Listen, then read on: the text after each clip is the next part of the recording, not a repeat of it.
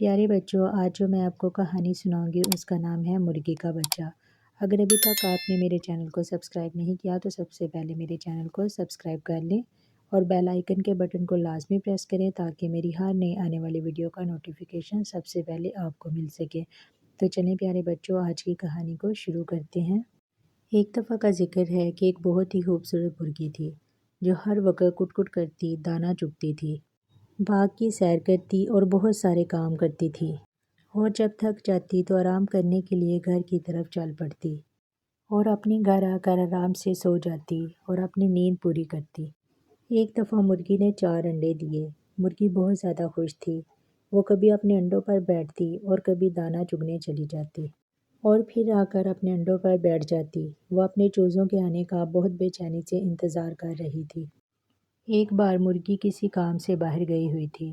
چاروں انڈے اندر ہی پڑے ہوئے تھے، پر اچانک ایک انڈا پھسل کر نیچے گر گیا اور پھر گھر سے باہر گرتا ہی چلا گیا، لیکن مرغی کو پتہ ہی نہ چلا کیونکہ وہ اپنے کاموں میں مصروف تھی، اور انڈا اور آگے جلتا ہی گیا اور لڑکتا ہوا آگے ہی آگے جاتا جا رہا تھا۔ انڈا تیزی سے پھسلتا ہوا جا رہا تھا کہ سامنے ایک تالاب آ گیا۔ انڈا تالاب میں گرنے ہی والا تھا کہ ایک بطخ جو وہاں تالاب میں تیر رہی تھی، اس نے جلدی سے انڈے کو بچا لیا اور انڈے کو خوشی خوشی اپنے گھر لے کر جانے لگی۔ بطخ کے اپنے 3 انڈے بھی تھے۔ اس نے مرغی کے انڈے کو بھی اپنے انڈوں کے ساتھ رکھ دیا اور اب وہ سارا دن اپنے انڈوں پر بیٹھی رہتی۔ اسے بھی اپنے بچوں کا انڈوں میں سے نکلنے کا بہت انتظار تھا۔ جب مرغی کو گھر کے کاموں سے فرصت ملی تو اس نے دیکھا کہ ایک انڈا تو موجود ہی نہیں تھا۔ وہ بولی، ہائے میرا انڈا کہاں گیا؟ میرے تو 4 انڈے تھے، چوتھا انڈا کہاں گیا؟ 1 2 3، یہ تو صرف 3 ہی انڈے ہیں، کیا کوئی لے کر چلا گیا ہے؟ وہ بہت زیادہ پریشان ہو گئی اور فوراً گھر سے باہر آ گئی اور اپنے انڈے کو ہر جگہ ڈھونڈنے لگی۔ اس نے ہر ایک سے بھی پوچھا لیکن کسی کو بھی انڈے کے بارے میں نہیں معلوم تھا۔ وہ تالاب پر بھی ڈھونڈنے آئی لیکن وہ وہاں ہوتا تو ملتا نہ، اسے تو بطخ لے گئی تھی۔ اب تو وہ بطخ کے انڈوں کے ساتھ تھا۔ 2 3 دن گزرے تو وہ انڈا ٹوٹنے لگا اور مرغی کا بچہ انڈے سے باہر کی دنیا دیکھنے لگا۔ بطخ کے بھی پیارے بچے انڈوں سے نکل آئے تھے۔ بطخ اپنے بچوں کو دیکھ کر بہت زیادہ خوش ہوئی اور اپنے بچوں کو ساتھ لگا کر پیار کرنے لگی۔ ادھر مرغی کے بھی پیارے پیارے سے چوزے نکل آئے تھے۔ مرغی ان کو دیکھ کر بہت خوش ہوئی اور اپنے ایک چوزے کو یاد کر کے رونے لگی۔ مرغی اب بھی اپنے چوزے کو تلاش کرتی، جب بھی باہر جاتی تو ہر ایک سے پوچھتی تھی، اور وہ جب بھی تالاب کے پاس آتی تو سوچتی کہ میرا پیارا انڈا تالاب میں نہ گر گیا ہو، اور یہ بات سوچ کر اسے رونا بھی آ جاتا۔ بطخ کو بھی اپنے چاروں بچوں سے بہت پیار تھا اور مرغی کے بچے کو تو وہ اور بھی زیادہ پیار کرتی تھی اور ان سب کو سیر پر بھی لے کر جاتی۔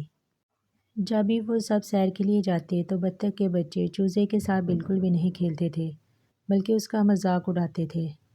اب بطخ نے ان کو تیرنا سکھانا تھا، اس لیے بطخ اپنے بچوں کو تالاب پر لے کر آ گئی کیونکہ آج اس نے ان کو تیرنا سکھانا تھا۔ 3 بچے تو بڑے مزے سے پانی میں جانے لگے لیکن چوزے کو تو بہت ڈر لگ رہا تھا۔ اس نے تو صاف منع کر دیا کہ وہ بالکل بھی تیر نہیں سکتا۔ تالاب میں تیرنا سیکھنے کے بعد بطخ کے بچوں نے چوزے کا بہت مذاق اڑایا۔ وہ ویسے بھی اسے پیار نہیں کرتے تھے اور چوزا بیچارہ دور کھڑا اداس ہوتا رہتا تھا۔ ایک دن جب بطخ کے بچے بطخ کے ساتھ باغ کی سیر کو گئے تو اس دن انہوں نے چوزے کا بہت مذاق اڑایا کہ دیکھو اس کے پیر تو دیکھو اور اس کی چونچ بھی دیکھو، یہ ہمارا بھائی تو بالکل بھی نہیں لگتا۔ اس دن چوزا بہت اداس ہوا اور تالاب کے کنارے جا کر کھڑا ہو گیا اور اپنے آپ سے بولا کہ آخر میں کیوں نہیں تیر سکتا، کیوں میرے بہن بھائی مجھے پسند نہیں کرتے، ہر وقت میرا مذاق اڑاتے ہیں اور مجھ پر ہنستے ہیں۔ یہ سوچتے ہوئے اچانک اس کی نظر تالاب میں اپنے عکس پر پڑی تو وہ خود کو دیکھ کر حیران رہ گیا۔ یہ میری چونچ کیسی ہے، میں تو ان جیسا بالکل بھی نہیں۔ اس نے اپنے پیروں کو بھی دیکھا اور پروں کو بھی اور کہا کہ میرے پر تو اتنے الگ سے ہیں، پیر بھی کتنے مختلف ہیں۔ چوزا رونے لگا۔ بطخ قریب ہی تھی، فوراً بھاگتی ہوئی آئی اور جلدی سے چوزے کو گلے سے لگا لیا اور بولی، کیا بات ہے بیٹا، کیوں رو رہے ہو؟ چوزے نے کہا کہ میں سب سے الگ ہوں، میرے پیر بھی الگ ہیں اور چونچ بھی کتنی مختلف ہے، اس لیے تو کوئی میرے سے پیار نہیں کرتا، کوئی میرے ساتھ نہیں کھیلتا۔ بطخ بہت اداس ہوئی اور اس نے سوچا کہ یہی وقت ہے چوزے کو سب سچ بتانے کا۔ اس نے بہت پیار سے اسے سمجھایا اور سارا قصہ اس کو سنا دیا کہ کیسے اسے تالاب سے گرنے سے بطخ نے بچایا تھا۔